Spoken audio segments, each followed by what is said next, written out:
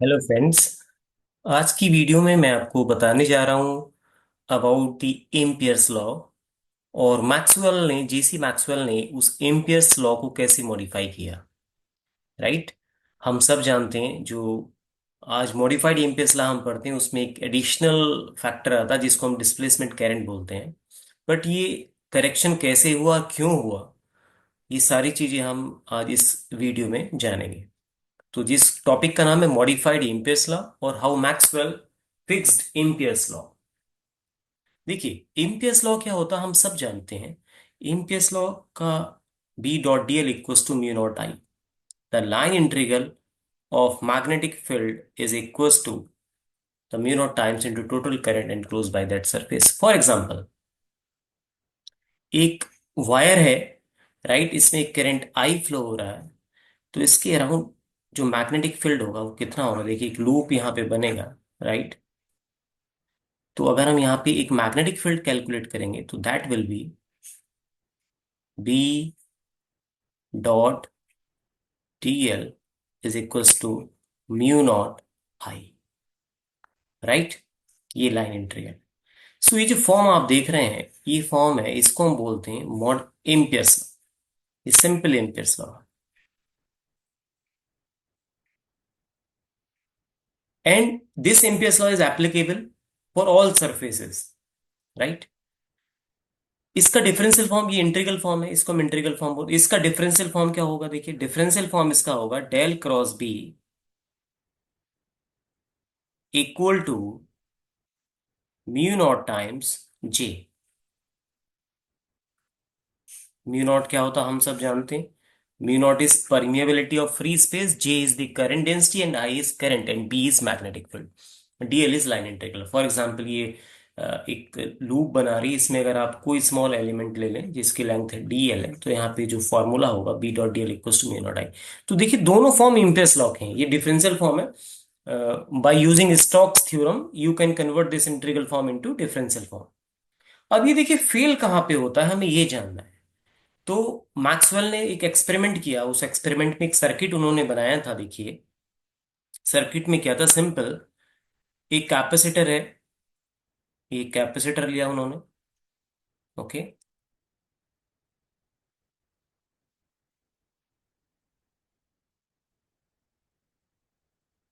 ये देखिए,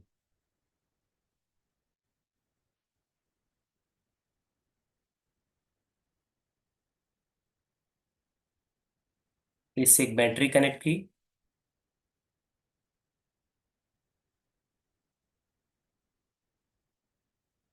ठीक है, ये प्लस माइनस। तो इसमें ऑब्वियसली एक करंट फ्लो हो रहा है आई, यहाँ पे एक करंट फ्लो हो रहा है आई। देन उन्होंने क्या किया, उन्होंने कंपास बॉक्स को रखा, कंपास बॉक्स को उन्होंने कई जगह रखा। यहाँ पे अगर आप कंपास को रखेंगे तो ऑब्वियसली अगर ये कैपेसिटर है, ये कैपेसिटर है, यहाँ पे ये कैपेसिटर की ये दूसरी प्लेट है। राइट। ये पहली प्लेट है कैपेसिटर की। तो यहाँ पे प्लस चार्ज आएगा, यहाँ पे माइनस चार्ज डेवलप होगा, धीरे धीरे चार्ज का पाइलअप होगा, यहाँ पे चार्ज इकट्ठा होगा कैपेसिटर की प्लेट्स के ऊपर। राइट। तो उन्होंने यहाँ पे कंपास रखा और कंपास में उन्हें डिफ्लेक्शन मिला। तो वो डिफ्लेक्शन का रीजन क्या था, जबकि इन प्लेट्स के बीच में कुछ भी नहीं है, कुछ करंट फ्लो नहीं हो रहा है। तो ये एक रीजन था। वो ये जानना चाह रहे थे ये डिफ्लेक्शन क्यों आ रहा है इन कैपेसिटर की प्लेट्स के बीच में। दूसरा, उन्होंने क्या किया, एक सरफेस कंसीडर किया। फॉर एग्जाम्पल मैं एक सरफेस यहां पे ले लेता हूं। ये देखिए एक सरफेस मैंने ले ली है, ये एक सरफेस ले ली मैंने। ठीक है, इसको मैंने नाम दे दिया S1। राइट। तो S1 सरफेस के थ्रू, ये देखिए S1 सरफेस के थ्रू अगर आप इम्पियर्स लॉ लगाएंगे for surface S1, for surface S1, so Ampere's law क्या होगा, B dot D L is equal to mu naught I. भाई यही है ना कि जो सरफेस के थ्रू करंट पास होगा, सरफेस के थ्रू जो इसको चीर के बाहर निकल रहा है, इसको क्रॉस करके बाहर निकल रहा है, पंक्चर करके बाहर निकल रहा है इस सरफेस को, उसी को तो म्यू नॉट टाइम्स होता है। तो वो करंट कितना है यहाँ पे आई है। तो बिल्कुल सही है। लेकिन अगर मैं इसी सरफेस को एक एक्सटेंड कर दूं, इस तरह का एक सरफेस ले लूं दूसरा, ये बैलून शेप, ये वाला देखिए, ये वाला शेप अगर मैं, और इसको मैं नाम दूं S2, तो for surface S2,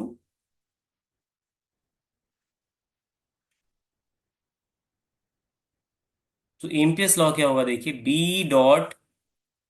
B.dl is equal to, देखिए अब एम्पियर्स लॉ क्या कहता, the line integral of magnetic field is equals to the mu naught times into total current enclose by that surface. अब S2 सरफेस के through कितना current cross कर रहा है, कुछ भी नहीं क्रॉस कर रहा, कितना, जीरो। तो एक इक्वेशन आपका ये है और दूसरा इक्वेशन ये है। तो अब आप देखिए इम्पेस ला यहाँ पे तो फेल हो रहा है, S2 सरफेस के लिए, S1 सरफेस के लिए एप्लीकेबल होता है। तो ऐसा क्यों हो रहा है, इस रीजन को मैक्सवेल ने बताने की कोशिश की, राइट।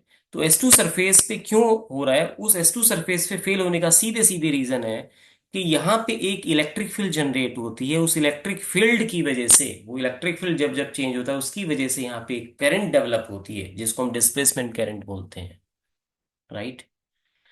तो वो डिस्प्लेसमेंट करंट एम्पियर्स लॉ में ऐड होना चाहिए, ये मैक्सवेल का सजेशन था।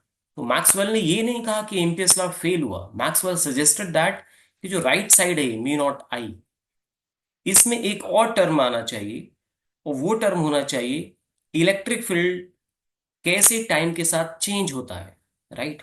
देखिए जैसे ये बैटरी है, तो यहाँ पे प्लस चार्ज इकट्ठा होता है, धीरे धीरे इस प्लेट्स पे माइनस चार्ज आता है, तो धीरे धीरे इलेक्ट्रिक फील्ड डेवलप हो जाता है। इलेक्ट्रिक फील्ड टाइम के साथ चेंज भी होता है। तो इलेक्ट्रिक फील्ड जब टाइम के साथ चेंज होता है तो वो मैग्नेटिक फील्ड प्रोड्यूस करता है। ये मैक्सवेल की ऑब्जर्वेशन थी, और वो सारी ऑब्जर्वेशन कैसे बताई गई, क्या क्या हुआ, वो सब हम अभी देखेंगे इस आने वाले सेक्शन में। कि मैक्सवेल ने कैसे इस इम्पेस लॉ को मॉडिफाई किया with the help of Gauss law और कॉन्टिन्यूटी इक्वेशन, इन दो लॉ को यूज करके मैक्सवेल ने इम्पेस लॉ को मॉडिफाई किया। तो देखिए करेक्शन कैसे किया उसको हम समझ लेते हैं, देखिए। और ये देखिए इंटीग्रल फॉर्म है, डिफरेंशियल फॉर्म भी मैथमेटिकली भी आप देख सकते हैं, मैथमेटिकली भी। अगर मैं यहाँ पे ले लूँ, देखिए ये आप देख रहे हैं, इसको मैं आपको बताता हूँ यहाँ पे कैसे फेल होता है। अगर मैं दोनों साइड से डाइवर्जेंस लेता हूं यहाँ पे, del dot del cross B is equals to mu naught times del dot J, right. So divergence of curl of any vector is always zero, तो लेफ्ट साइड में कितना है, zero, is equals to mu naught del dot J. यानी कि del dot जे की value कितनी आ गई यहाँ पे, आप देखिए डेल डॉट जे कितना आ गया, जीरो आया नहीं। तो आपने दोनों साइड से डाइवर्जेंस लिया था, एक साइड जीरो हो गई, एक साइड जीरो नहीं हुई। इसका मतलब मैथमेटिकली तो ये होना चाहिए, अगर आप दोनों साइड सेम काम कर रहे हैं तो रिजल्ट भी सेम आना चाहिए, इधर भी जीरो होना चाहिए था, बट एक साइड जीरो एक साइड जीरो नहीं हुआ। और del dot J equal to zero किसका कंडीशन है, आपको ध्यान है, अभी हमने क्वांटिटी इक्वेशन बताया था, उसके एक वीडियो में बताया था, ये किसका कंडीशन है, स्टडी करंट्स, स्टडी करंट्स, यानी कि वो करंट जो कि चेंज नहीं हो रही है, मैग्नेटोस्टैटिक्स जिसको हम बोलते हैं। तो देखिए डिफरेंशियल फॉर्म आप ले लें या इंटीग्रल फॉर्म ले लें, दोनों तरीके से एम्पियर्स लॉ S2 सरफेस के लिए एप्लीकेबल नहीं है या सही रिजल्ट नहीं दे रहा है। तो मैक्सवेल ने इसमें कुछ सजेशन दिया, वो क्या सजेशन था देखिए। So Maxwell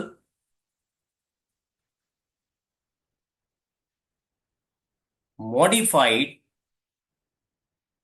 modified Ampere's law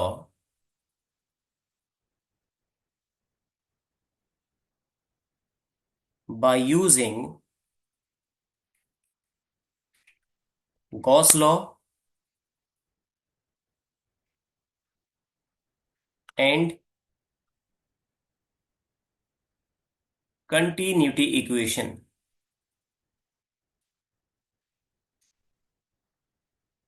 continuity equation. तो देखिए गॉस लॉ क्या होता, गॉस लॉ का डिफरेंशियल फॉर्म क्या होता, डेल डॉट ई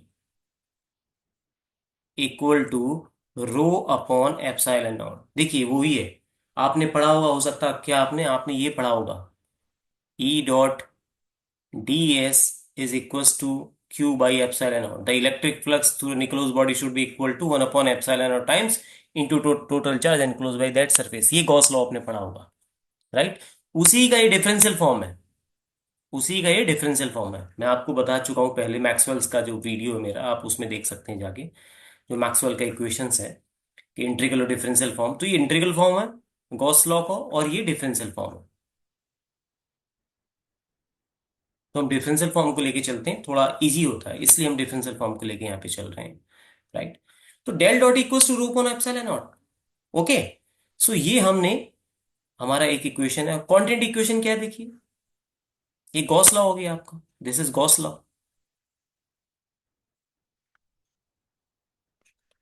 और क्वांटिटी इक्वेशन क्या कहता है, del dot J plus del rho by del T is equal to zero.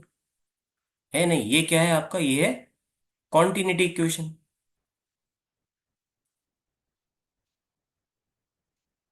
तो अब हम क्या करेंगे देखिए, यहाँ पे रो को रिप्लेस करेंगे, रो की वैल्यू यहाँ से क्या आ जाएगी, अगर मैं रो की वैल्यू यहाँ से कैलकुलेट करूं, देखिए रो आ जाएगा आपका equal to epsilon naught del E, आ जाएगा नहीं। तो रो आप यहाँ पे रख दीजिए, तो आपका कंटिन्यूटी इक्वेशन अब क्या हो जाएगा, del dot J plus del over del T, और रो को आप रिप्लेस करेंगे किससे, epsilon naught del dot E equal to zero. अब देखिए डेल सब में कॉमन है, डेल को मैं बाहर लिख लेता हूं, और इसको हम ऐसे लिखते हैं J plus epsilon naught del E over del T equal to zero. तो एक इक्वेशन तो आपका ये आया देखिए।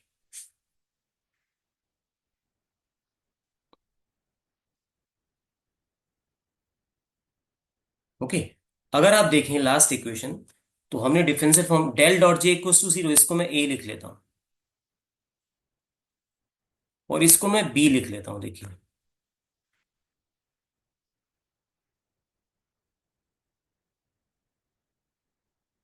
तो अगर इन दोनों को आप कंपेयर करें, देखिए ए इक्वेशन ए क्या था, इक्वेशन ए था डेल डॉट जे बराबर जीरो, ये हमने अभी डेराइव किया था ना लास्ट स्लाइड में, ये ए इक्वेशन था। तो और बी ये कैसे किया, देखिए मैक्सवेल ने ये बताया कि basically divergence of J zero नहीं होना चाहिए, बल्कि divergence of J plus epsilon और del E by del T should be equal to zero. तो मैक्सवेल ने यही करेक्शन किया था। So Maxwell suggested that the current density J should be replaced by the new term J plus epsilon naught del E by del T in Ampere's law। Ampere's law क्या है, differential form.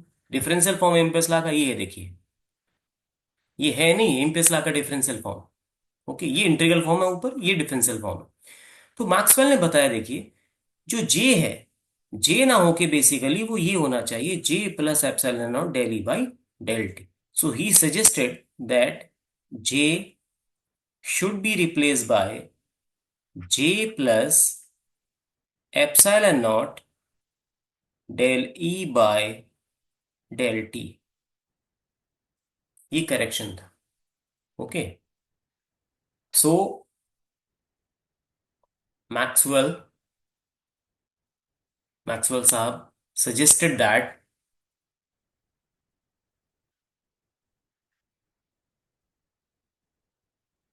in Ampere's law, in Ampere's law,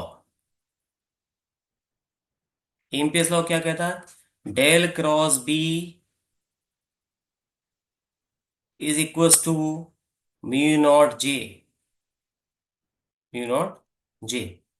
Maxwell suggested that in Ampere's law, that is del cross B equals to mu naught J, the current density, the current density J must be replaced by new term क्या वो new term था? That is J plus epsilon naught del E by del T. तो इम्पेसला आपका क्या हो जाएगा now? तो इम्पेसला देखिए ये हो जाएगा del cross B equal to mu naught, J को आप क्या लिखेंगे अब? J plus epsilon naught del E by del T. देखेंगे नहीं? तो ये देखिए modified form of Ampere's law है। This is known as modified form of Ampere's law. Okay.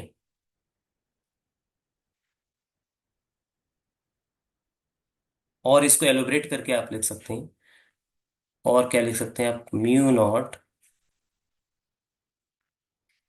J plus J D, यानी कि डिस्प्लेसमेंट करंट डेंसिटी। तो इसको हम बोलते हैं, this is known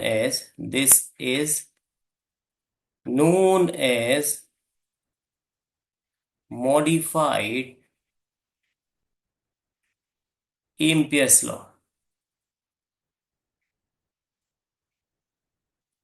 right.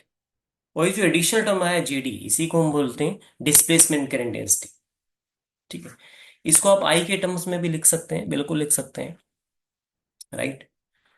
So ये जो mu naught J plus epsilon del E by del T है, ये एप्लीकेबल होगा फॉर एनी सरफेस। तो मैक्सवेल सजेस्टेड, तो basically del cross B equals to mu naught J. इसकी लिमिटेशन थी कि सारी सरफेस पे एप्लीकेबल नहीं हुआ, और खासकर कैपेसिटर की प्लेट्स के बीच में जहां पे इलेक्ट्रिक फील्ड की वैल्यू टाइम के साथ चेंज हो रही थी, वहां पे ये फेल हुआ। बट ये जो मॉडिफाइड फॉर्म आप देख रहे हैं, this modified form is applicable for S1 surface and for S2 surface both. यहां देखिए आप, S1 और S2 दोनों सरफेस के लिए बिल्कुल एप्लीकेबल होगा। मैं आपको भी एग्जांपल देके बताऊंगा। राइट। फॉर एग्जांपल, इसको आप ऐसे लिख सकते हैं, देखिए this is known as modified Ampere's law. और जेडी को आप बोलते हैं, देखिए लिख देना, J D is equals to epsilon naught del E by del T. और आईडी क्या हो जाएगा? आईडी, जेडी क्या होता है? आईडी अपॉन ए, तो ये हो जाएगा एप्सिलॉन नॉट ए, और आ जाएगा यहाँ पे del over del T E dot A. और ई ए को आप क्या बोलते हैं? Epsilon naught del phi electric flux over del T. तो देखिए ये जो आईडी, ये वाली जो वैल्यू आई है जो आप देख रहे हैं, ठीक है, इसको आईडी को हम बोलते हैं, क्या बोलते हैं? Displacement current. Displacement current. तो यहां पे आप देखिए, जब इलेक्ट्रिक फ्लक्स टाइम के साथ चेंज हो रहा है, इसका मतलब इलेक्ट्रिक फील्ड जब टाइम के साथ चेंज हो रहा है, तब आपको करंट मिल रहा है, यानी कि मैग्नेटिक फील्ड मिल रहा है। फेराडेज लॉ में क्या था? फेराडेज लॉ में क्या था? ये चेंज, राइट, ये change in magnetic field induces an electric field, ये क्या कहता? फेराडेज लॉ कहता। बट यहां पे क्या बताया जा रहा है? चेंजिंग इलेक्ट्रिक फील्ड इंड्यूसेस ए magnetic field. Changing electric field induces ए मैग्नेटिक फील्ड। इसका मतलब कि इलेक्ट्रिक फील्ड अगर टाइम के साथ चेंज होगा, तो वो क्या प्रोड्यूस करेगा? वो मैग्नेटिक फील्ड प्रोड्यूस करेगा, करंट प्रोड्यूस करेगा। और इसी कॉन्सेप्ट का यूज हुआ आगे for the propagation of electromagnetic wave. Right. So this real confirmation of this Maxwell's theory came in 1888। किससे आया? जब हर्ट्ज साहब ने एक्सपेरिमेंट किया ऑन इलेक्ट्रोमैग्नेटिक वेव, और इस एडिशनल टर्म को बताया गया डिस्प्लेसमेंट करंट। राइट। अभी कैसे दोनों सरफेस पे वैलिड होगा? देखिए प्रूफ में तो इतना सफिशिएंट है, आप प्रूफ करके दिखा सकते हैं। और यहाँ से दो फायदे हैं। एक तो आप ये बता सकते हैं how Maxwell modified this Ampere's law, तो यहाँ से स्टार्ट किया हमने। पहले आप ये बताएंगे कि एम्पियर्स लॉ होता क्या है, और एम्पियर्स लॉ कैसे S1 सरफेस पे तो वैलिड है बट S2 सरफेस पे फेल हो जाता है। तो इसका मतलब इसमें कुछ करेक्शन की जरूरत है। तो वो करेक्शन आपने फिर डिफरेंशियल फॉर्म को भी दिखाया कि डिफरेंशियल फॉर्म को भी अगर आप डाइवर्जेंस लेते दोनों साइड से, तो एक साइड जीरो हो जाता, दूसरी साइड जीरो नहीं होता। इसका मतलब somewhere something somewhere is not right. So Maxwell suggested some correction in Ampere's law. वो करेक्शन क्या था? वो करेक्शन था डिस्प्लेसमेंट करंट का, क्योंकि प्लेट्स के बीच में जब इलेक्ट्रिक फील्ड टाइम के साथ चेंज होता है तब ये जो एम्पियर्स लॉ का फॉर्म है, तब ये एम्पियर्स लॉ काम नहीं करता है। एस टू सरफेस वही सरफेस है, राइट। तो फिर with the help of quantity equation and Maxwell's first equation, जिसको आप क्या बोलते हैं, Gauss law and continuity equation, right. Continuity equation, इन दोनों इक्वेशन की हेल्प से आपने क्या किया? इन दोनों इक्वेशन की हेल्प से आपने इस आपने सॉरी मैक्सवेल ने गॉस लॉ और क्वांटिटी इक्वेशन की हेल्प से मैक्सवेल ने क्या किया? इम्पेस लॉ को मॉडिफाई किया और बताया कि फाइनल इक्वेशन ये आया। और बताया पुराना इक्वेशन ये था डेल डॉट जी बराबर जीरो। तो कि जे को रिप्लेस करना चाहिए J plus epsilon del E by del T. और ये बात भी सही है, अगर इसका आप दोनों साइड से डाइवर्जेंस लेंगे तो आपको बिल्कुल इक्वल वैल्यूज आएगा। सो फिर ये करेक्शन किया गया है। देखिए Maxwell suggested that in Ampere's law del cross B equals to mu naught J, the current density J must be replaced by the new term J plus epsilon del E by del T. और ये जो additional term था epsilon और del E by del t, इसको बोला गया displacement current density, और displacement current epsilon naught del by del T E dot A. और यहां से ये कंक्लूजन निकाला गया कि change in electric field can induce a magnetic field. ये इसका बहुत बड़ा रिजल्ट था जो कि इलेक्ट्रोमैग्नेटिक वेव के प्रोपगेशन में यूज हुआ, राइट। तो इट वाज कंक्लूडेड दैट, जो फॉर्म है आपका मैं दोबारा लिख देता हूं, देखिए, del cross B equals to mu naught J plus epsilon naught del E by del t, right. Okay, so this equation shows that a change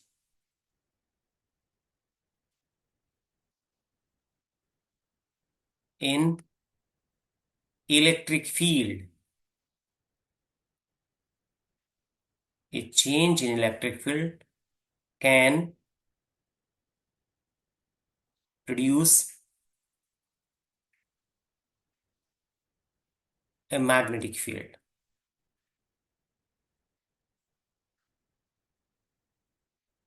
तो अब तक तो हमें यही पता था, क्या पता था, देखिए, कि मैग्नेटिक फील्ड में अगर आप टाइम के साथ चेंज करेंगे या मैग्नेटिक फील्ड को अगर आप चेंज करेंगे तो वहां पे इलेक्ट्रिक फील्ड जनरेट होगी। बट यहाँ पे क्या हुआ, इलेक्ट्रिक फील्ड को भी अगर आप चेंज करेंगे तो वो भी मैग्नेटिक फील्ड प्रोड्यूस कर सकता है। ये कॉन्सेप्ट इलेक्ट्रोमैग्नेटिक वेव के प्रोपगेशन में बहुत ही पावरफुल टूल बन के तैयार हुआ, जो कि आज की डेट्स में यूज होता है, राइट।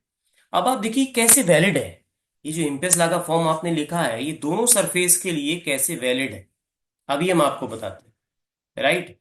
ये वाला डायग्राम था आपका, ये डायग्राम था कैपेसिटर का। यहाँ पे एक बैटरी लगी थी, ओके, ये प्लस ये माइनस, यहाँ पे प्लस चार्ज आता था, यहाँ पे माइनस चार्ज आता था। हमने एक सरफेस ये लिया था,